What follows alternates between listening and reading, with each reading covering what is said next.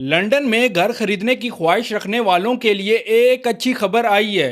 London में घर अब इतने सस्ते हो चुके हैं जितने 2021 के बाद कभी नहीं थे। अपडेटेड डाटा के मुताबिक पिछले एक साल के दौरान लंदन में घरों की प्राइस में तकरीबन 2.1% कमी आई है, जिसके बाद एवरेज घर की कीमत तकरीबन 5,42,000 पाउंड के करीब रह गई है। ये वो लेवल है जो पिछले 5 साल का सबसे कम माना जा रहा है। और ये सिर्फ एक टेम्परेरी चेंज नहीं, लंदन में लगातार 8 महीने से ईयर ऑन ईयर प्राइसेस नीचे जा रही हैं। यानी मार्केट में कोई स्ट्रॉन्ग रिकवरी नहीं, बल्कि एक कंटिन्यूस स्लो डाउन चल रहा है। अगर सिर्फ इनसाइड लंदन को देखा जाए तो वहां सिचुएशन और ज्यादा क्लियर है। वहां पिछले 3 सालों में ज्यादातर महीनों में या तो प्राइसेस गिरी हैं या फिर फ्लैट रही हैं, और प्रॉपर्टी प्राइसेस लगभग 2019 के लेवल के करीब आ चुकी हैं। यानी जो ग्रोथ पहले के सालों में हुई थी वो काफी हद तक वाइप आउट हो चुकी है। अब सवाल ये है, ऐसा क्यों हो रहा है?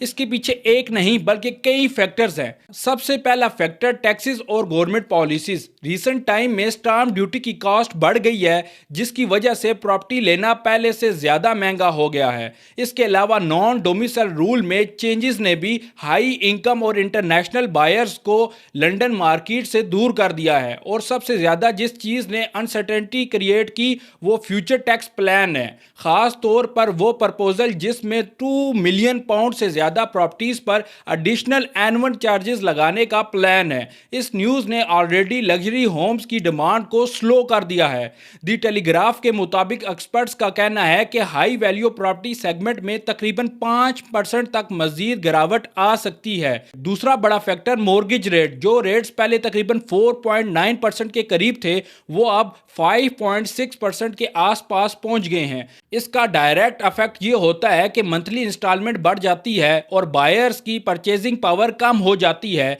इससे डिमांड नेचुरली स्लो हो जाती है। तीसरा फैक्टर मार्केट अनसर्टेनिटी। जब लोगों को ये क्लियर ना हो कि टैक्सेस क्या होंगे, पॉलिसीज कहाँ जा रही हैं और फ्यूचर कॉस्ट क्या होगी, तो वो बाइंग डिले कर देते हैं। इससे मार्केट में एक वेट एंड सी इन्वायरमेंट बन जाता है। अब अगर रेंट मार्केट को देखें तो सिचुएशन थोड़ी डिफरेंट है। घर सस्ते होने के बावजूद रेंट में कोई खास कमी नजर नहीं आ रही। ज्यादातर एरियाज में रेंट या तो स्टेबल है या फिर इंक्रीज हुआ है, क्योंकि डिमांड अब भी स्ट्रांग है और सप्लाई कम है। खास तौर पर सेंट्रल लंदन और हाई कमांड एरियाज में रेंट अब भी हाई लेवल पर है। अब अगर प्रॉपर्टी टाइप्स के हिसाब से देखें, 2 बेडरूम फ्लैट्स की एवरेज प्राइस तकरीबन 4,50,000 से 6,50,000 पाउंड के दरमियान एरिया के हिसाब से है। 3 बेडरूम हाउसेस खास तौर पर फैमिली एरियाज में तकरीबन 6,50,000 से 9 लाख पाउंड या उससे भी ज्यादा। यानी लंदन में कोई फिक्स प्राइस नहीं, हर एरिया और हर साइज के हिसाब से प्राइसेस काफी ज्यादा चेंज होती रहती हैं।